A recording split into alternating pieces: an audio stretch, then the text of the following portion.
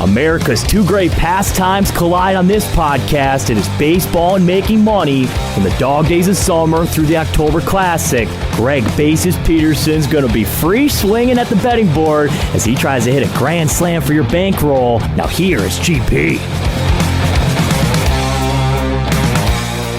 A special hello and welcome to lovely Las Vegas for MLB Overtime Betting with myself, Greg Peterson. Got a great two-part series coming up for you both today, and we're going to be having part 2 tomorrow as we had two great guests on this fine podcast. David Behrman is going to be coming up tomorrow. You may remember him because he is a guy that has joined the Vegas Stats and Information Network frequently as a guest, does a terrific job with ESPN Chalk. I believe that he is the deputy editor over there, so we're going to be talking to him just with regards to a betting standpoint. What's going to happen if we do have this realignment? How are we going to bet it? And what happens if we wind up having a condensed season? What's going to be happening with so many of you guys that I know have season wins? Maybe you have a prop bet on guys to win the Cy Young, MVP, everything like that. So we're going to be talking to him about those logistics tomorrow. And today we're going to be talking about the logistics just with regards to baseball in general with RJ Anderson. He does great work with NBC Sports' MLB coverage. And the reason why we're bringing on RJ is because he's done a great job of being able to cover what is happening with regards to the global sport of baseball. Because while the MLB is shut down, we actually saw in Taiwan some games were being played. Right now he is tracking the fact that the Japanese league has been delayed with regards to their start due to the coronavirus, as there are so many things that are going on with that regard. So we're going to be taking a look at the logistics of that. What's going to happen if one of these proposals with either the Arizona plan or the spring training plan, in which you have both the Grapefruit League and the Cactus League, and you've got total realignment happening. What's going to be happening if someone tests positive in one of those leagues, some of the logistics behind it, whether or not we would have to have just a little bit of moving and shaking. With that regards, we're going to be talking to RJ about that today, and I do think that it is so important to bring this all up because, as I've been saying on this podcast, these are unprecedented times. We need to get a variety of different angles, so you're going to get a bang angle tomorrow, you're going to get more of the nuts and bolts angle today, and I do think that there are some takeaways that we can have from the fact that places like Taiwan, South Korea, everything like that are starting up baseball once again. It shows that it is possible. Now, obviously, places like Taiwan, South Korea, they've been handling the coronavirus a little bit differently, so we need to know some of the similarities and some of the differences. And we've been getting a lot of bad news with regards to coronavirus, no fans or buts about it, but we actually did see a little bit of promising news if the MLB is looking to reboot. This is according to Mark Raimondi on Twitter, and he does a little bit more of like the UFC beat, and he winds up covering more combat sports, and that this was according to a memo for Florida that employees at a professional sports and media production with a national audience, including athletes, entertainers, production team, executive team, media team, and all others are considered essential. Now, he was doing this with regards to more of the WWE, the UFC, because as we know, Dana White has been trying to do anything to get a UFC fight off the ground. He was trying in California. He was trying to buy a private island. I think he might try to fly Habib Nurmagomedov to like planet Pluto or something like that in order to get a UFC fight going. But with that said, he was posting that with that regard. But what else is big about that announcement is because, like I said a few days ago, we wound up having that proposal of having two separate leagues, the Cactus League and the Grapefruit League. As we know, the Grapefruit League, that is in the state of Florida. You've already got a couple ballparks that are ready to go, Tropicana Field, Miami Marlins Park, so that could actually be a good launching point for baseball because we've heard those two proposals, the one that I threw out there a little bit earlier with regards to the spring training sites, and then the Arizona plan in which you have everything in one bubble. Maybe the Arizona plan now becomes a Florida plan. Now, Florida doesn't have as many ballparks, but as we heard from William Bohr, reporter for the MLB a few days ago, he also does a great job with MLB Pipeline, keeping up with the minor leagues and everything like that, is the fact that along with so many of these spring training parks, you also have some back parks as well, in which you've got the minor leaguers, they are practicing on those fields, and with not having fans in the stands, which is going to be the sad reality of sports in general for the next couple months, you could use those in Florida, and you probably have enough fields to be able to get every team out there every single day. So perhaps the Arizona plan becomes a Florida plan, especially if we don't have fans. Now, obviously, there's still some logistical issues with that, and we are going to be talking to RJ Anderson about some of these, because in that Arizona plan, they were throwing out there things like an electronic strike zone, universal designated hitter. We are going to be chatting a little bit about that, but some big news coming down just a few hours before I wound up recording this podcast with regards to Florida passing that. And it does give you a little bit of hope that baseball can return, because we are seeing it in other countries. Like I said, I know that there are a lot of people are making this political, and obviously the United States is not South Korea, it's not Taiwan, it's not any of these other countries, but it is at the very least promising that it is doable. Obviously, these are happening without fans, and I know that RJ Anderson has been following this beat quite frequently, so we're going to get him on the podcast in the next segment, and we're going to have him on for 2 segments to talk about just what is happening with regards to the world of baseball in general, how doable this is all going to be, and just the logistics behind it. And then, like I said, tomorrow we're going to be getting a little bit more of a handicapping standpoint, especially if we wind up getting realignment with David Behrman of ESPN Chuck. So on the other side, going to be talking to RJ Anderson for 2 segments, looking at what is all happening with regards to baseball in some of these countries that have rebooted, taking a look at the proposals with both the Arizona plan and the spring training plan. And that's coming up next right here on MLB Overtime Betting with myself, Greg Peterson.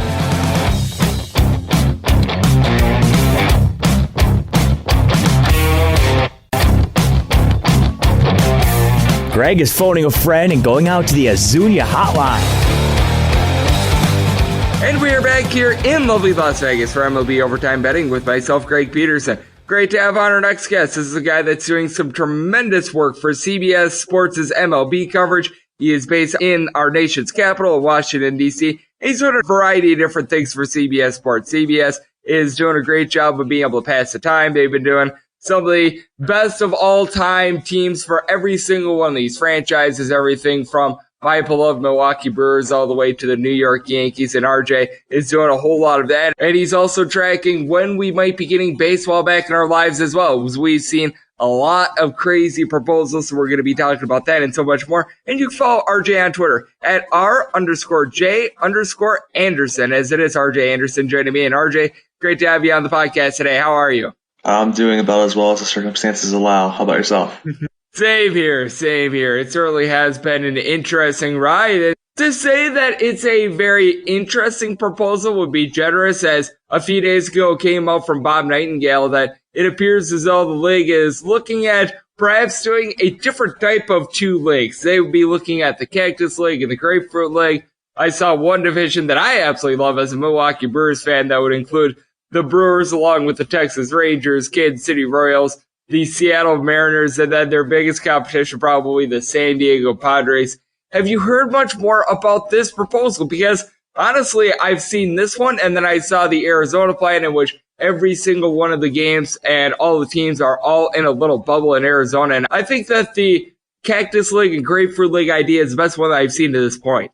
Yeah, I mean, I haven't heard more on those proposals. I think they're going to be a lot more leaked over the coming weeks or months as Major League Baseball and the Players Association attempt to find a workable solution. And, you know, the ones you mentioned are probably the most interested that came out, especially the Grapefruit and Cactus League split, just because, you know, it's a lot different than what we're accustomed to. And it would lead to some interesting realignments. As you mentioned, you know, that division with the Brewers and the Padres would have not a single team projected to have a winning record according to PECOTA. So we would have a real surprise team in the postseason, depending on what the postseason looks like. So at this point, there's no telling if we even get a season. But yeah, it does seem like we're going to get one that is a lot different than we're accustomed to should it happen. It should be very interesting, to say the least. And we know that for sure we're probably not going to be getting 162 games unless if double headers are played, well, pretty much every single day. And in that case, we would probably need 7 inning games as well. But what I do know is that it really seems like the players and the owners, they are very gung-ho on trying to get as many games in as humanly possible.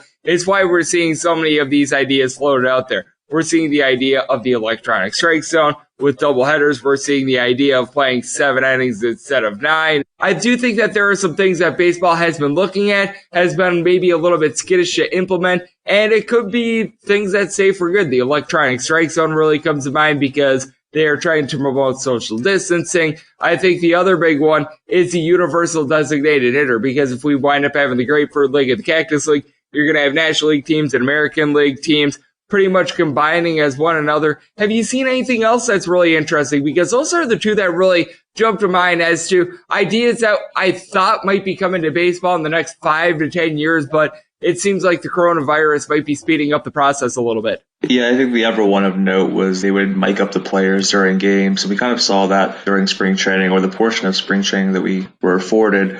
I think that's an interesting proposal just because it allows the players to show off some of their personality and provide some of their insight during a game. And, that's kind of a different look than what we're accustomed to from a Major League Baseball game. So I think that would be something that other sports have used to good effect. And it's probably something that baseball should look into. But otherwise, the ones you mentioned are most frequently referenced. And the electronic strike zone one is kind of funny to me because if you cannot play with an umpire where he's normally stationed, then maybe you shouldn't be playing at all. But that's something that Major League Baseball has wanted to implement for a while, and it wouldn't surprise me if they use the pandemic to really get that going, and if that just remains in place after we go back to normal, or whatever normalcy is going to look like in a year to 2 years' time. Believe me, and not having Country Joe West behind the dish, it's something that I don't think will be missed by a whole heck of a lot of people, as RJ Anderson is joining me right here on the podcast. And RJ mentioned it right at the top. Your base out there in the nation's capital, Washington, D.C., and we've been talking about it on this podcast, brought it up with you. We're probably not going to see 162 games. And what I think is so interesting about a shortened season is I'm trying to figure out if that favors a team maybe with a little bit more bullpen pitching, like we've seen out of a team like the Milwaukee Brewers, as we recall the Brewers during the 2019 season. Really didn't have too many stout starters, but they were able to go into the bullpen. They were able to get like 6-inning staves out of Josh Hader, things like that, be able to make the postseason. And then obviously the Washington Nationals. Until late in the year when they were able to get Sean Doolittle and company firing on all cylinders, they were really relying upon their starters. Mad Max Scherzer, Steven Strasburg, Anibal Sanchez, that all comes to mind. And then you wound up having guys like Strasburg coming out of the bullpen. We all know what Patrick Corbin was able to do in Game 7. Who do you think it favors a little bit more? A team with a little bit more starting pitching or a team with more relief pitching if we do wind up having this condensed season? Because I do think that is just such an interesting debate at this point. Yeah, well, I think it depends on the structure of the season. Potentially when you have those 7-inning doubleheaders, I think they could actually favor either of those teams, the one that has a strong rotation or the one that has a strong bullpen, because think about it, a 7-inning game, you can kind of slant it one way or the other. Either your starter's going to throw a complete game or your bullpen can come in a little earlier and doesn't have to worry about using as many bullets and throwing as many innings during the middle portion of the game. So, it just depends on what things look like. I think that the teams that are obviously going to benefit no matter what are the ones with a lot of depth. And to be frank, those teams are usually the best teams in baseball no matter what the season looks like. So as we get more specifics, as we get closer to a season, if there is to be a season, I think we'll be able to provide a better answer to that. I think it's going to be so fascinating to see how these pitchers are going to be able to ramp up as well, because obviously we're going to need a second spring training if we do wind up getting baseball for the 2020 season. From everything I've been seeing, a lot of people are thinking that the most ideal situation would be to be able to give the players 4 weeks of spring training. That might not be doable in these times just because there's still a lot of brainstorming. Heck, the idea that actually comes about with regards to baseball getting back into our lives might not even be a thought of any of these owners at this point. So we are just speculating at this point. But if we do wind up getting baseball back, from what I've been hearing from a lot of people, it's pretty much down the middle, because the minimum would be 2 weeks, maximum would be 4 weeks, probably the most ideal. From what I'm hearing a lot of people speculating that we'd probably get 3 weeks of spring training, maybe not the most ideal situation, but sort of cutting it down the middle. Have you been hearing anything different? Well, I think a lot of it depends on what other mechanisms baseball puts in place. If they want to shorten that spring training ramp up period, whatever we end up calling it, then it would behoove them to expand rosters, especially in the early going. So maybe you see 30 to 35 players on the active roster at the onset of the season. With teams being allowed to carry more pitchers, you wouldn't necessarily need them stretched out as much as if it were just a 26-man roster. So I think that's one thing to consider. And the other thing to consider, again, is the schedule. Are they going to be playing, those doubleheaders? Are they going to be playing 7 games a week? Are they going to be playing 6 games in 7 days?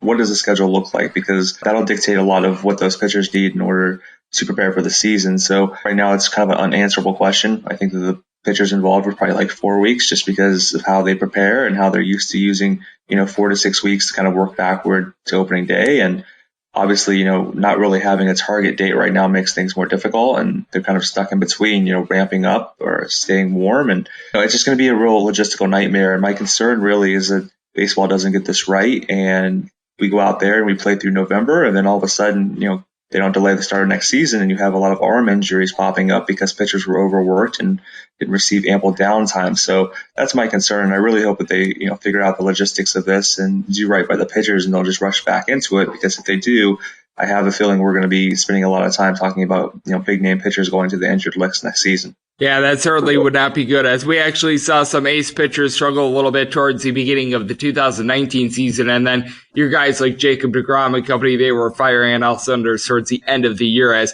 we do have RJ Anderson of CBS Sports' MLB coverage joining me right here on MLB Overtime Betting. And RJ, what I think is actually very encouraging for the MLB is that we've actually seen baseball come back on the face of planet Earth, as we're seeing some of the Chinese and South Korean leagues come back, as they have been able to take some social distancing measures. They're playing in front of no fans at this point, so I do think that that's very intriguing. What do you think that perhaps Major League Baseball can take out of these other leagues that are coming back and perhaps implement themselves? Because obviously, let's face it, things out there in the middle of Asia, it's a little bit different than the U.S. No ifs, ands, or buts about it. But with that said, at the very least, we do have a little bit of a blueprint now for trying to get baseball back into our lives. Yeah, well, the CPBL actually had its opening day over the weekend, and, it's based in Taiwan, just to be clear for those who are not familiar with that league. And KBO, which is based in South Korea, is hoping to open up in early May, and they've been playing intra-squad games.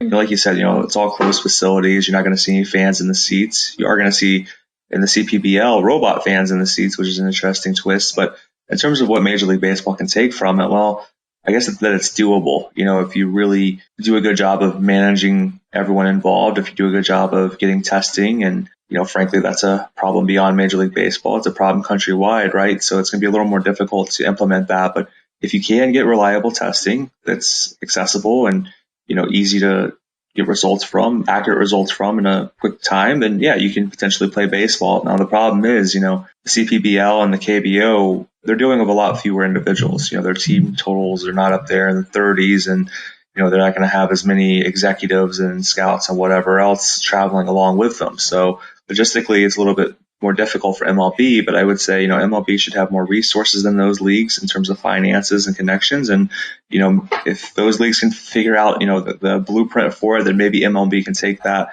perhaps even improve upon it and, implement it for its own purposes. But there are a lot of differences here that go beyond the leagues themselves, and that's not something you should sniff at. I mean, take, for instance, the Arizona plan. When I looked into it last week, I ran the numbers, and Arizona as a state had tested about 33,000 individuals. Major League Baseball, if they wanted to test every single player on the 26-man roster every single day, they would need 20,000 plus tests per month. So that kind of gives you a frame of reference of where testing is right now and where it needs to be in order for baseball to do this correctly. I am right there with you, and the fact that just the logistics in general are not necessarily the best in the world, as we do have RJ Anderson joining me right here on the podcast. And on the other side, as strange as it sounds, we do have to get into a little bit of an interesting situation. What winds up happening if you wind up having a player that tests positive for the coronavirus? What happens with that? Just talk a little bit more about the logistical issues, and then we're going to get into some actual baseball, thank goodness gracious, as well. And that's coming up on the other side right here on MLB Overtime Betting with myself, Greg Peterson.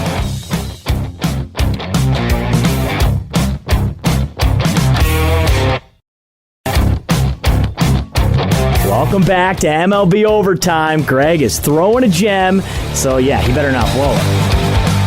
We are back here on MLB Overtime Betting with myself, Greg Peterson, being joined by RJ Anderson, who does terrific work for CBS Sports' MLB coverage. You can follow him on Twitter at R_J_Anderson. And we were leaving off by talking about some of the logistics behind baseball in general, how some of these places like Taiwan, South Korea, what have you, have been able to get baseball back up off the ground. And one thing that we do need to note is the fact that it's a very real possibility that one of these players during the season, just before the season, something like that, test positive for the coronavirus. So what in the world happens if you wind up getting that doomsday scenario? If you wind up having the Grapefruit and the Cactus League, do you wind up having to shut down the Cactus League if someone test positive in the Cactus League or what have you? Or do you wind up just trying to send out their minor league team? That's right now my one big question. I just feel like nobody at this point has really come up with a good answer with what would happen in that case. Yeah, I mean, I guess it would depend on a lot of factors. Again, if you have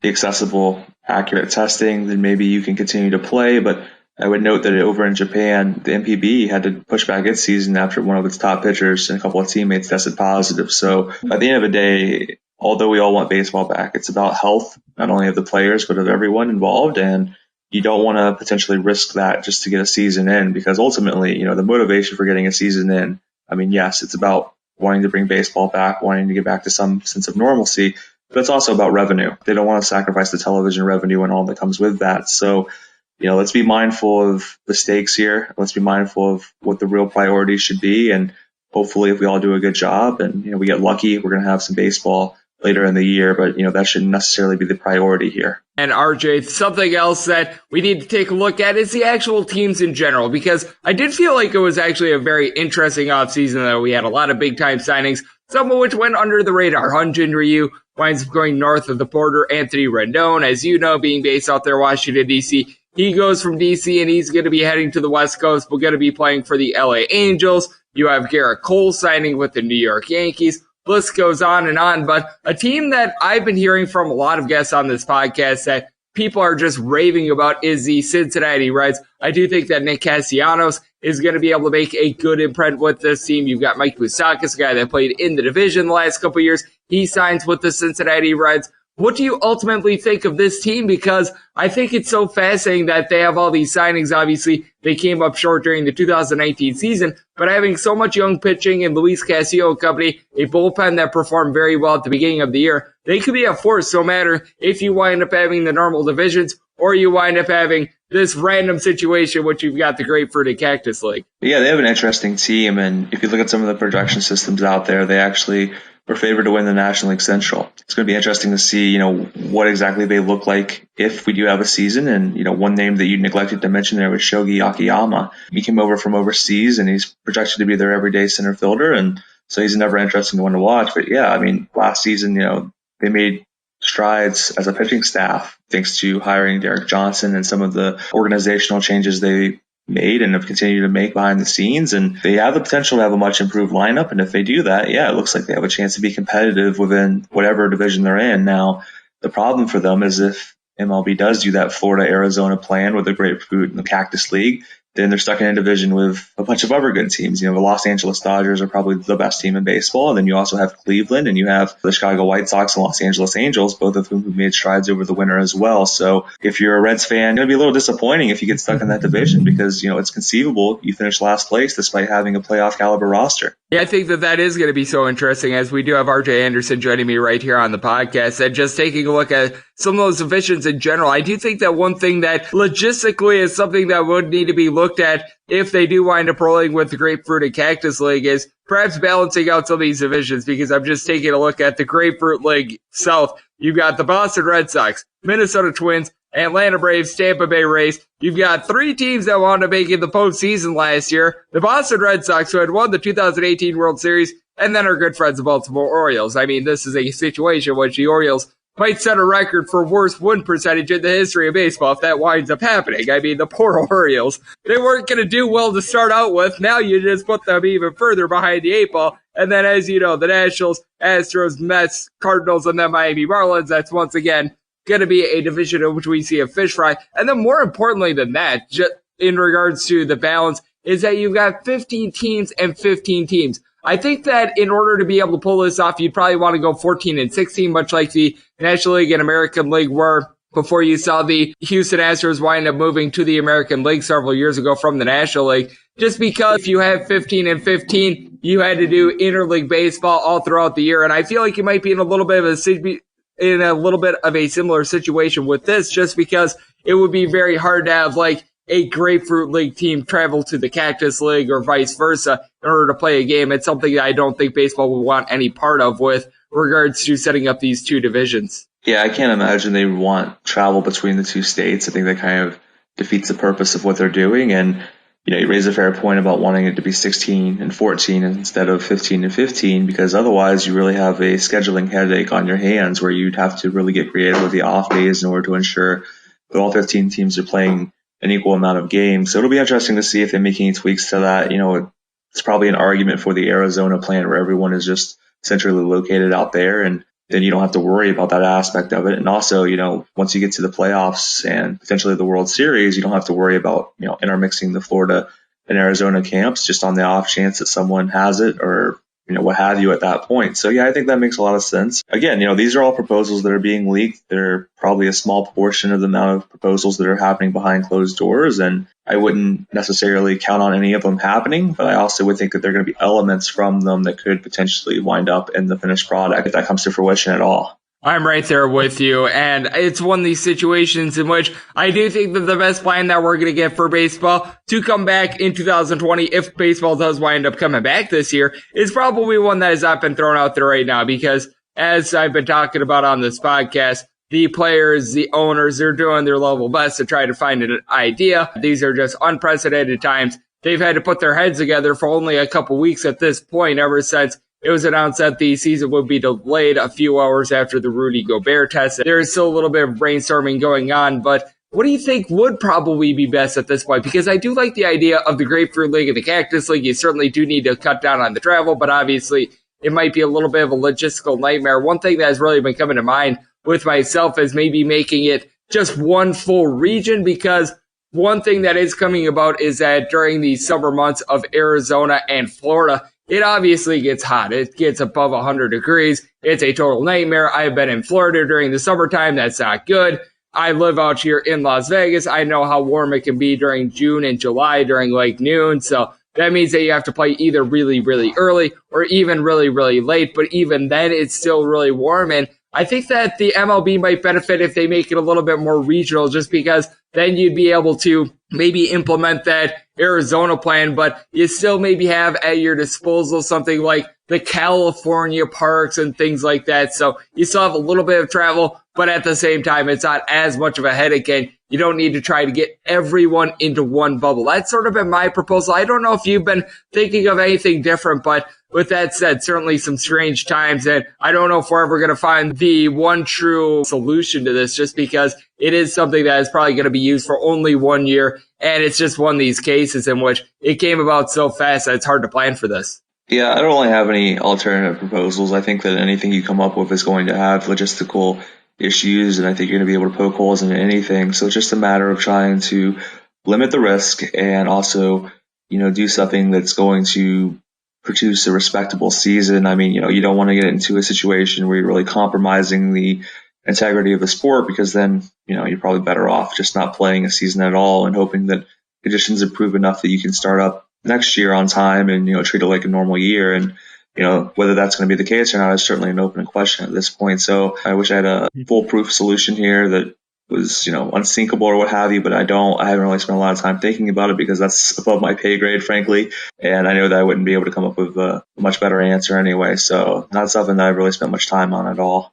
Yeah, I don't blame you there. This is just one of these cases in which people that make a whole heck of a lot more money than you and I, they haven't come up with a great solution either. So that makes me feel a little bit better. But RJ, one thing that I know that you're doing a great job is keeping up with all this for CBS Sports. Would like to close it up with this.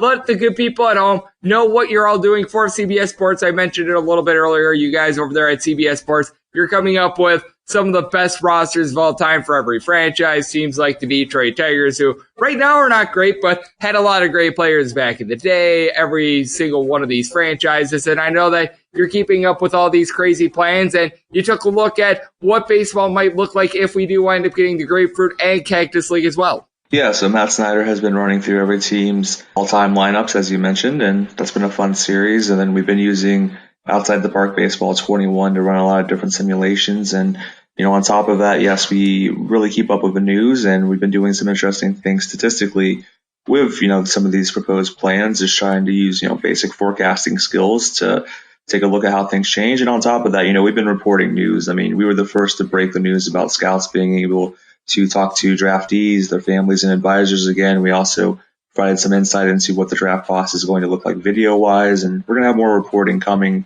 as well as some, more off the beaten path humor pieces and whatnot. We try to cover everything. We try to give everyone something to indulge in right now, something to kind of take them away from the happenings outside of their workplace, outside of their home and outside of, their computer. So, hopefully people can get lost in that and we can serve as a distraction, but, check it out and, hopefully you'll find something you like. No, we need a little bit of normalcy in this time because obviously the only sports leagues that we have going on is Russian table tennis, which is translation for Russian ping pong, and also Nicaraguan and Belarus soccer, though like we mentioned, a little bit of baseball is coming back in some of the countries as well. So at the very least, we've got a little bit of something, but with that said, certainly some strange times, and RJ is doing a great job of reporting on it all for CBS Sports. So a big thanks to RJ Anderson for joining me right here on MLB Overtime Betting. And if you like what you're hearing from this fine podcast, you subscribe on Apple Podcasts, Google Play, Spotify, Stitcher, and TuneIn. And if you ever have any question for the podcast, fire it into my timeline at Junior_D1. Plan on coming at you guys 3 times a week until we get baseball back into our lives. And then once we do get games every single day, I'll be coming at you guys every single day. So thank you so much for tuning in.